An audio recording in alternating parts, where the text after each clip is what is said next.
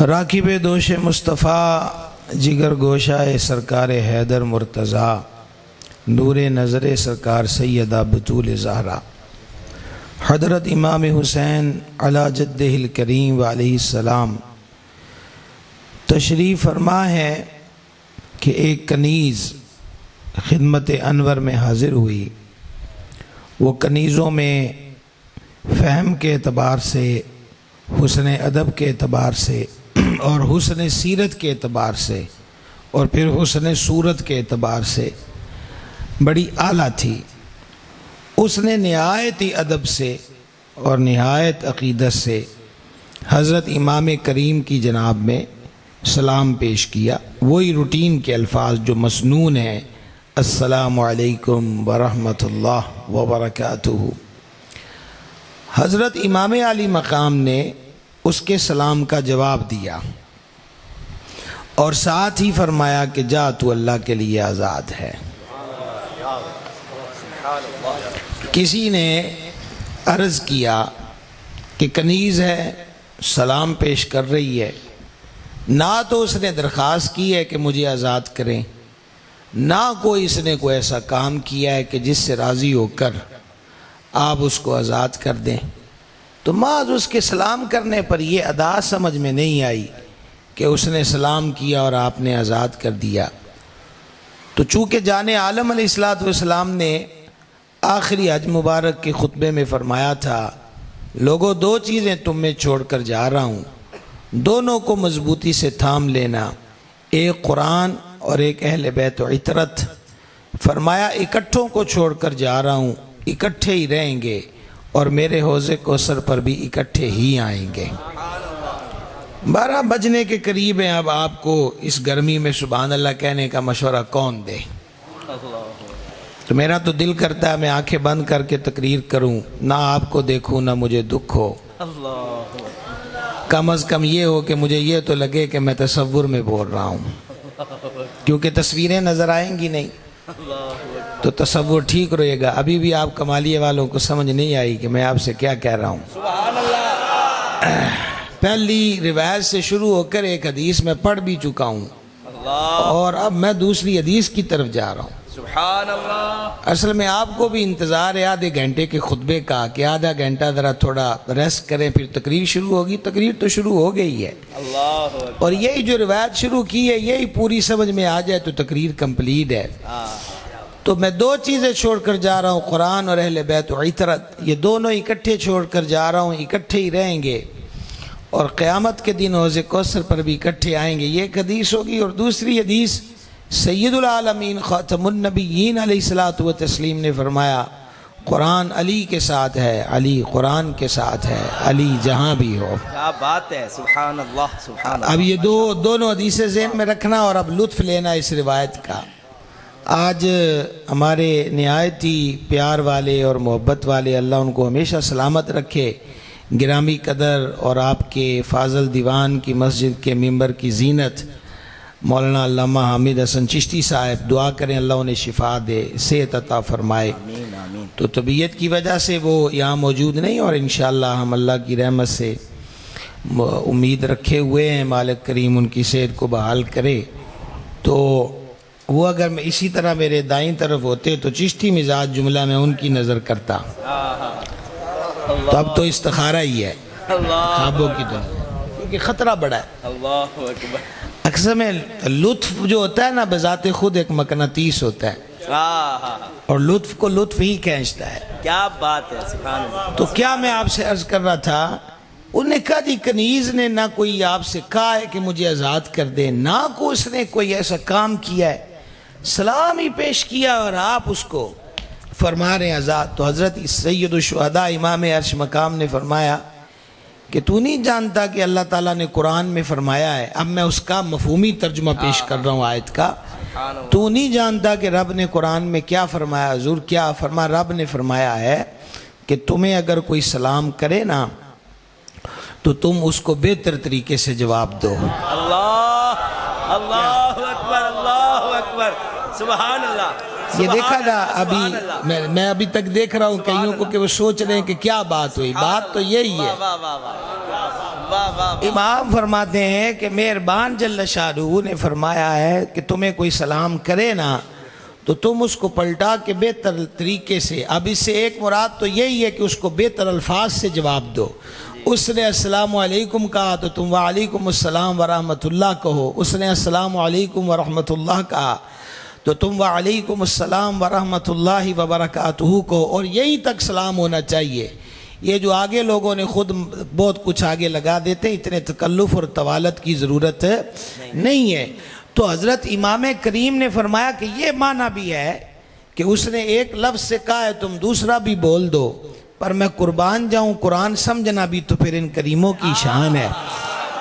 تو فرمایا ایس جو ایڈے ادب نال سلام کیتا ہے تو ہونے نو بہتر طریقے نہ اور جواب میں کی دواں، پھر اسی کہ میں نے اسے آزاد کر دیا ہے۔ سبحان اللہ سبحان اللہ سبحان اللہ سبحان اللہ، یہ مزاج ہے سید الشہداء کیا کا، کہنے، ماشاءاللہ ماشاءاللہ یہ کمال ہے۔ ماشاءاللہ۔ دیکھیں کثیر بھائی بزرگ وہی پرانے ہمارے احباب پیار والے آپ لوگ، ویسے آپ سے وہ کبھی کبھی بیٹھے بیٹھے باتیں ایسی ہو جاتی ہیں، لیکن بغیر بناوٹ کے بات یہ ہے کہ آپ لوگ ان محفلوں کی رونق کو سارا دن اس شدید گرمی میں مختلف مصروفیات میں رہ کر، اور پھر گرمیوں کی راتیں بھی چھوٹی، اور پھر اس وقت کو بھی سرکار علیہ السلام کی آل پاک کی یاد کے لیے جمع ہو جانا، تو یہ مہربانوں کی مہربانی ہے کہ ہمیں جمع کر لیتے ہیں۔ سمجھائیے، عرض یہ ہے کہ مزاج امام کو سمجھیں۔ چلو اب یہ بات چل نکلی ہے تو اب ایک اور روایت سماعت فرمائیے، اور اس روایت کو بھی بڑے تگڑے سید نے نقل کیا ہے۔ ابھی نام لوں گا، لطف آئے گا۔ سید الاولیاء مخدوم امم حضرت داتا گنج بخش فیض عالم رضی اللہ تعالیٰ عنہ، حسنی سید ہیں حضور داتا سرکار، حسنی سید ہیں، اور سینہ بہ سینہ جو روایات ہیں ان میں سے ایک یہ ہے کہ سید الاسیاد فرد الافراد سرکار بغداد حضور غوث پاک رضی اللہ تعالیٰ عنہ مرشد کریم نے فرمایا اگر داتا صاحب میرے دور میں ہوتے تو میں ان کا مرید ہوتا۔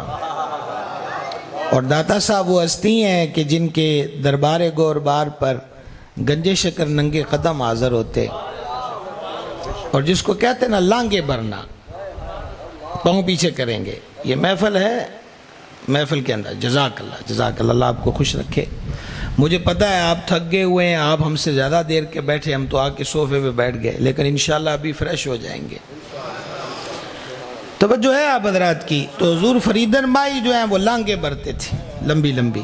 تو کسی نے پوچھا ہے کہ آپ در داتا پہ آتے ہیں تو اتنی لانگے برتے ہیں، یعنی بڑے بڑے قدم۔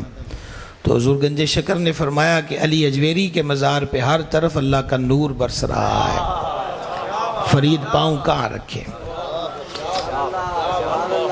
تو سیدنا داتا گنج بخش رضی اللہ تعالی عنہ نے اس کو کشف المحجوب شریف کے اندر نقل کیا۔ بندہ آیا حضور کی جناب میں، کس کی بارگاہ میں؟ سید الشہداء امام علی مقام کی بارگاہ میں۔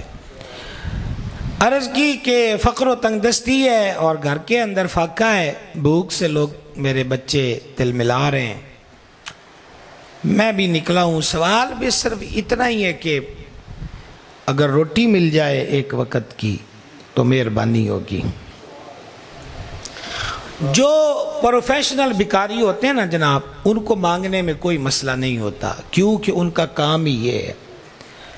لیکن اگر حالات کسی کو تنگ کریں اور غربت کسی پہ غالب آ جائے اور اس پہ نوبت سوال کرنے کی آ جائے نا، تو یہ اس کے لیے موت سے کم نہیں ہوتا۔ قدم اٹھاتے ہوئے بھی وہ سوچتا ہے، پھر دوسرے کے پاس جا کر جی چاہے تو زبان پھر اجازت نہ دے اور ویسے ہی مل کے آ جائے۔ سمجھا گئی؟ اللہ بچائے اور اپنی جناب کے سوا کسی کا محتاج نہ کرے۔ نبی پاک علیہ السلام نے ہمیں ایک دعا سکھائی ہے، اللہم انی اعوذ بک من الکفر والفقر وعذاب القبر۔ اس میں فقر کے معاملے میں بھی رب کے دربار سے پناہ کا سوال کیا گیا۔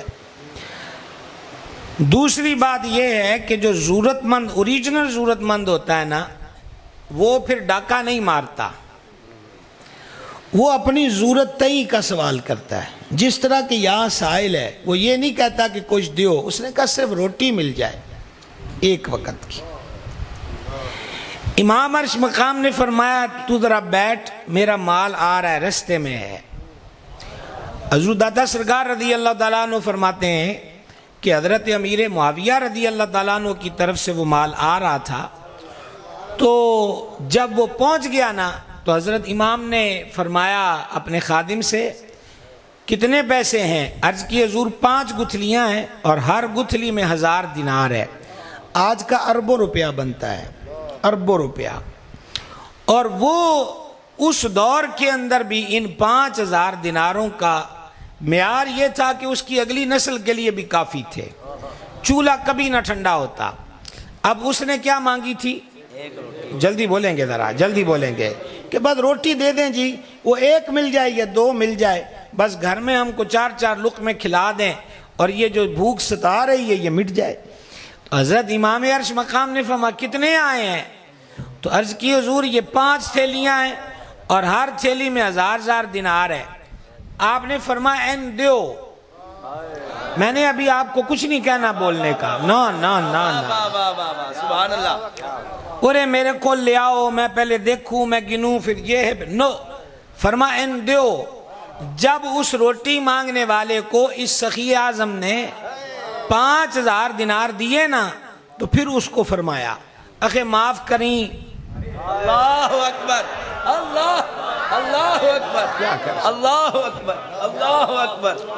میرے بھائیو ایک بات یاد رکھنا، میرا یہ کہنا ہے، میرا یہ ذاتی قول ہے، اور ویسے ہے بھی تقریباً ایک جیسی بات، یہ ماشاءاللہ ہمارے نقیب بھی بیٹھے ہیں، ثنا خان بھی بیٹھے ہیں، اور اللہ تعالیٰ ہمارے بھائی ہیں، ان کے والد گرامی کی بخشش کرے، حسنین پاک کا صدقہ۔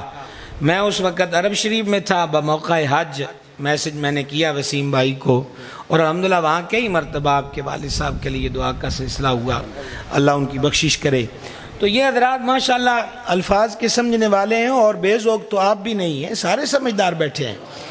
میں یہ کہتا ہوں کہ شخصیت پر جو گفتگو ہوتی ہے نا، جب تک شخصیت سے محبت نہ ہو اس پر بات نہیں ہو سکتی، ڈانگ ڈپائی تو ہو سکتی ہے۔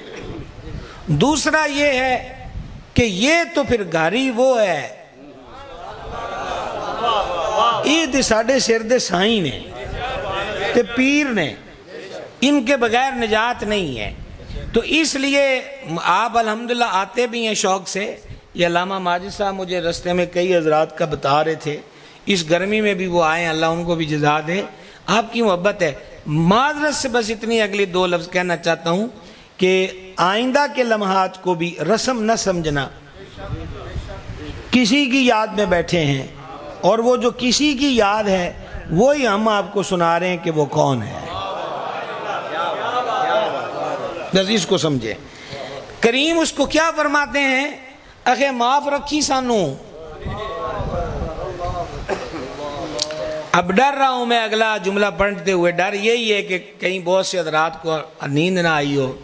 فرمایا کہ معاف رکھی سانو، جے میں نو پتا ہوندا نا کہ پیسے اینے کنے تے تینو بہتا انتظار نہ کران دے۔ وہ کوئی ہفتہ بیٹھا ہے، وہ کوئی 1 دیہڑی بیٹھا ہے، وہ کوئی 36 گھنٹے بیٹھا ہے، وہ تو تھوڑی دیر کو بیٹھا ہے، تو لوڑ مند بہندہ ہی ہوندہ ہے۔ مسئلہ ضرورت مند کا نہیں ہے، مسئلہ سخی کے آستانے کا ہے۔ مسئلہ یہ ہے، اور اگر آستانے کا لفظ اوکھا لگا ہے تو پھر اب پینڈ دی تے راوی علی سوکھی بولی بول لئیے، مسئلہ بوئے دا ہے۔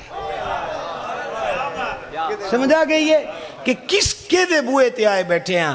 فرمایا معاف رکھنا، اگر ہمیں پتا ہوتا کہ پیسے اتنے تھوڑے ہیں، اتنے تھوڑے ہیں، اینے پیسے، مانگنے والا روٹی مانگے تو دینے والے یہ کہتے اتنے دے دیے۔ سخی کا کام یہ ہے، اس کی اوقات سے بڑھ کر دے، جولی سے ماں سوا دے، اور دے کر بھی کہے اینے کی نے۔ اور اس پر ہم پہلے بھی ایک دفعہ ایک مضمون پہ بات کر چکے ہیں۔ فرمایا اگر ہمیں پتا ہوتا کہ یہ پیسے اتنے تھوڑے ہیں تو ہم تم سے اتنا انتظار نہ کرواتے۔ ہم تو اہل ابتلا لوگ ہیں، امتحان کی دنیا کے لوگ ہیں، اور ہم نے اپنی راحتوں اور دنیاوی آسائشوں کو دفن کر دیا ہے۔ کوئی احترام سے اور ذوق سے سلام کرے، سید اسے آزاد کرے، اور کوئی صرف روٹی مانگنے آ جائے اور اس کی نسلوں کے چولہے بھی جلنے کا سامان کر دے، یہ ہے بارگاہ امام علی مقام، یہ اس بارگاہ کا حسن ہے۔ اور دیکھیے جملہ صحابہ کرام علیہم رضوان، ان کی عظمتوں کو سلام، جملہ اہل بیت اعظام، ان کی عظمتوں کو سلام۔ کمال سے کمال شخصیت، جس پھول کو دیکھیے وہ پرکشش ہے، جاذب نظر ہے، پر نور ہے اور خوشبو سے معمور ہے۔ حضرت امام کی جب بات آتی ہے تو صرف حسین نام نہیں رہتا، پھر یہ حسینیت ہے۔ نہیں غور کیا آپ نے؟ پھر ایک مشکل بات چھیڑ دی رات کے 12 بجے، بڑا بے ادب ہوں سزا چاہتا ہوں۔ یہ نام حسین ہے، اور صرف حسین نہیں، حسینیت۔ کمالیے والو جاگ کے تیسری بار سمجھنے کی کوشش کرنا کہ میں نے کیا کہا۔ ایک ہے کہ فقط نام تک بات رہے، حسین صرف نام نہیں، پھر یہ حسینیت، ایک مشن، ایک ولولہ، ایک شعور اور بیداری کی مہم، حق پہ ڈٹ جانا، ضرب المثل ہو جانا۔ آپ اندازہ کیجئے آج 1450 سال اور پھر اس کے آگے خدا جانے کب تک وقت ہوگا، ظلم کے خلاف جب کوئی اٹھا کہا حسینیت، حق کے لیے جب کوئی بولا کہا رسم شبیری، دین کے لیے کسی نے گھر چھوڑا کہا کربلا والوں کا طریقہ، دیش سے کوئی پردیس میں گیا کہا یہ حسینیت کی ادا ہے۔ اللہ اللہ، یہ شرف حضرت امام کے مقدر میں آیا ہے۔ حسین فقط نام حسین نہ رہا، مشن کا نام حسینیت ہو گیا، پورے کے پورے مشن کا نام کا حسینیت ہے۔ یہ کیا چیز ہے؟ کا حسینیت ہے۔ یہ کیا ہے؟ کہا یہ حسینیت ہے۔ سبحان اللہ الکریم۔ آئیے ایک قدم آگے بڑھتے ہیں۔ آج بھی زیادہ تر گفتگو صرف اور صرف حضرت امام کی ذات پاک کے حوالے سے رہے گی، اور میں آج آپ کو مزید حضرت امام کی سیرت کی چند باتیں سنانا چاہتا ہوں، چند باتیں سنانا چاہتا ہوں، ذرا سماعت کریں۔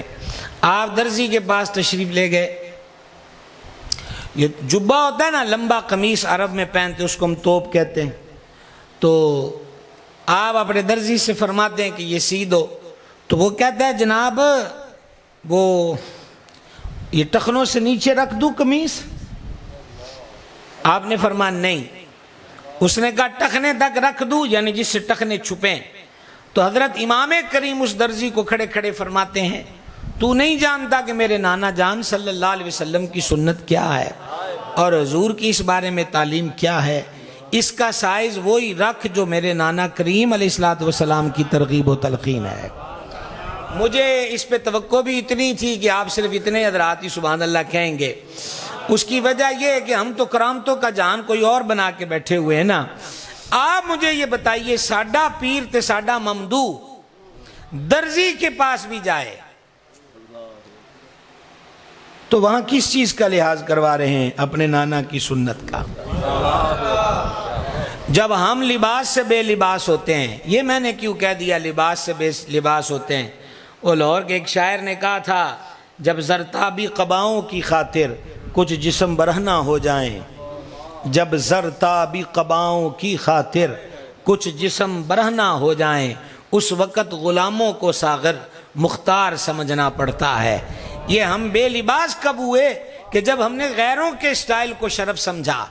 کپڑے پہنتے وقت بھی حسینیت یاد رکھی جائے۔ کمزور آواز ہے، کمزور آواز ہے۔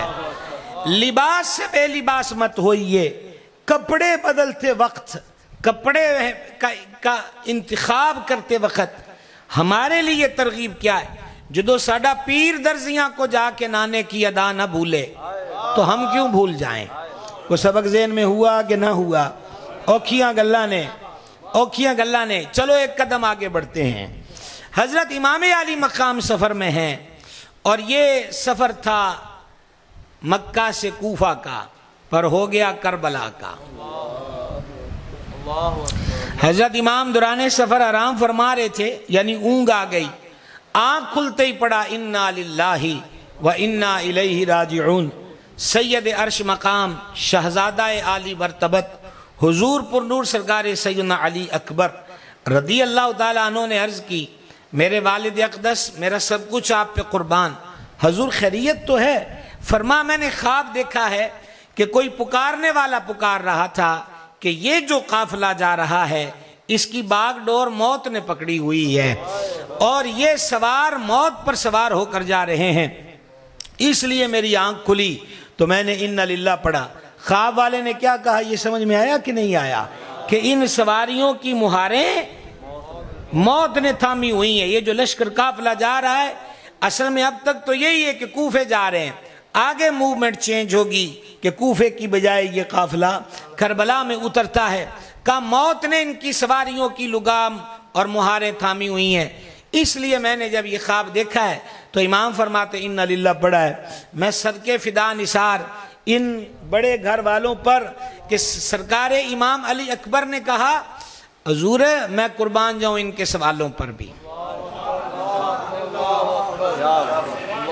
یہ ہم سفروں میں ہوتے ہیں نا تو جلدی تو ایک جلسے سے دوسرے جلسے کی طرف زیادہ جلدی ہوتی ہے، تو خدا نہ خواستہ گاڑی کہیں بند ہو تو ہمارا بے چینی میں پہلا سوال ڈرائیور سے ہوگا کیا ہوا، تو اگر تو وہ یہ کہے کہ ٹائر پنکچر ہو گیا تو تب یو ہو اسی وقت ہونا تھا، اور چلیں یہ تو سمجھ میں آ گیا، اور اگر یہ کہ جی پتہ نہیں ہے لائٹیں جل پڑی ہیں اندر، ہاں تو پھر اور زیادہ اضطراب ہوتا ہے۔ ہم تو چھوٹی چھوٹی باتوں پہ گھبرا جاتے ہیں۔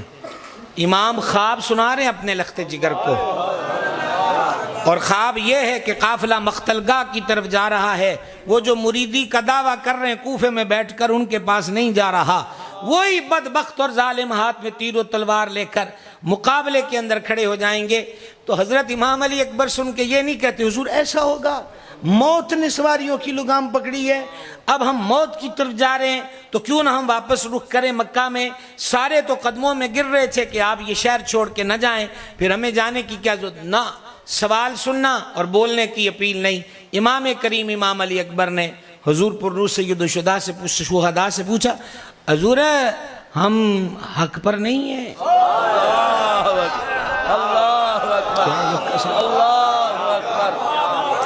حضور ہم حق پر نہیں ہیں؟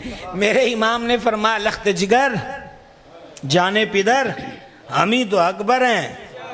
عرض کی پھر ٹرن دو سواریاں نو، یہ جس طرف جاتا ہے جائے، جب حق پر ہیں۔ یہی تو میں آپ کی خدمت میں عرض کر رہا ہوں، فرق ہے۔ مشن والے ہائے ہائے نہیں کرتے، یہ ہو ہی نہیں سکتا۔